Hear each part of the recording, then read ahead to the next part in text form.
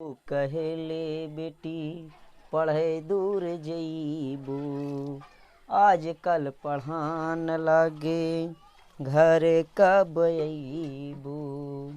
बाबू कहेले बेटी पढ़े दूर जईबू, आजकल पढ़ान लागे घर कब अईबू। हे माई भाइयों के तू संग भेजाय देतू, नमवा लिखाए देते हो। आज मैं इस वीडियो में बताने वाला हूँ कि जल संगठन क्या है, जल संगठन क्या है और वृष्टि छाया प्रदेश किसे कहते हैं या वृष्टि छाया प्रदेश क्या है। आप लोग समझते हैं कि वर्षा मौसम में जब वर्षा होता है तो जल जो वर्षा होता है तो वर्षा का जल क्या होता है, गांव में आप लोग देखते हैं कि नालियों के द्वारा पूरा पानी बह करके किसी तालाब में जाकर इकट्ठा हो जाता है। क्या हो जाता है? इकट्ठा हो जाता है। तो जहां पूरा जल जाकर इकट्ठा हो जाए उसी को कहते हैं जल संगठन। जैसे यहाँ दिया है, लिखा भी मैं यहाँ हूँ कि वर्षा मौसम में जब बारिश होती है तब वर्षा का जल नालियों के द्वारा किसी नदी या तालाब में जाकर के एकत्रित हो जाता है। क्या हो जाता है? एकत्रित हो जाता है, तो उसे जल संगठन कहते हैं। भाई वर्षा का मौसम आया, वर्षा हुआ, और जब वर्षा हुआ तो वर्षा का जल जो है नदियों में जाकर के जब नालियों के द्वारा नदियों में जाकर या तालाब में जाकर के वो पानी क्या हो जाता है? इकट्ठा हो जाता है, तो उसे हम कहते हैं जल संगठन।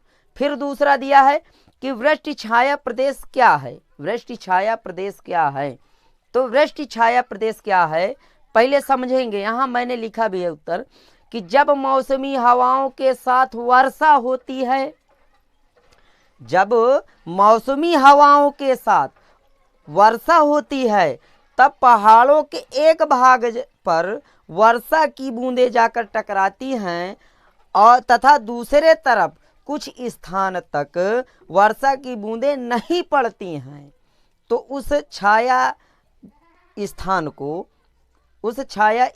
को ही वृष्टि छाया प्रदेश कहते हैं। जैसे ये पहाड़ है, भाई पहाड़ है ये, अब जब मौसमी हवाएं चली तो मान लिया जाए ऐसे हवा का झोंका है तो वर्षा होगी। जब ऐसे बूंद पड़ेगी वर्षा की बूंदे, तो ये पहाड़ में वर्षा की बूंदे जाकर के टकरा जाती हैं। क्या हो जाती हैं? जाकर टकरा जाती है। तो आप देखे होंगे कुछ स्थान तक वर्षा की बूंदे नहीं पड़ती हैं, कुछ स्थान तक वर्षा की बूंदें नहीं पड़ती हैं। दूसरे भाग पर भाई एक तरफ से हवा के साथ वर्षा हो रही है, बूंदें ऐसे पड़ेगी तिरछी, कुछ दूसरे स्थान तक सूखा रहता है, बूंदें नहीं पड़ती हैं।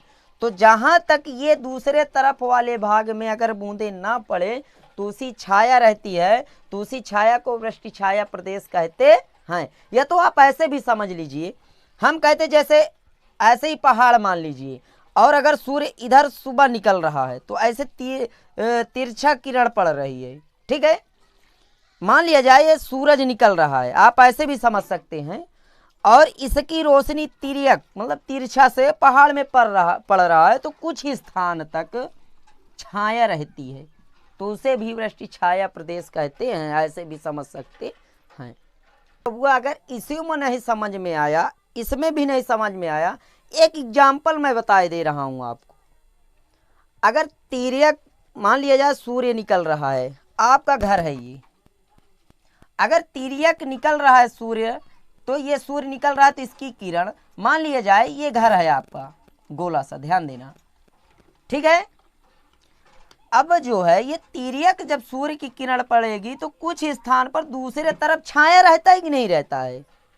रहता है ना, तो उसको भी बबुआ आप वृष्टि छाया प्रदेश कह सकते हैं, कोई दिक्कत नहीं है।